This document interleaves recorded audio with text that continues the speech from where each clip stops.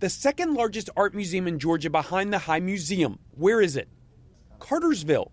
No, seriously, Cartersville, Georgia. You know, it's Cartersville. It's a town of 20,000 people, 30 minutes outside the perimeter. How big and how great can it be? And then they roll up in the parking lot and say, wow, this isn't what I expected at all. Seth Hopkins is the executive director of the Booth Western Art Museum.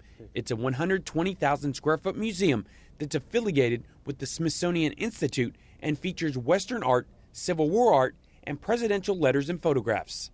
I think it's one of the very few places in the country where you can see an original signed letter by every president, from George W., the original, George W., the recently departed, our present president, and a photographic image of each one of them. So it's a unique opportunity to really go around the room and meet every person that's ever been the president of the United States.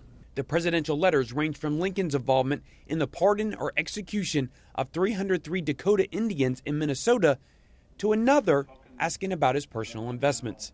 The presidential letters in display are one of the most popular features at the museum, but that's just one of the surprises at the Booth Western Art Museum. And who knew Andy Warhol did any Western art? There's 14 images by Andy Warhol in the collection. We keep 8 of those on exhibit on a rotating basis. Right next to a really fun gallery that has a lot of Western movie posters and illustration, and really gives you a great idea to see where our ideas of the West come from Pulp Fiction and the movies and dime novels and that sort of thing.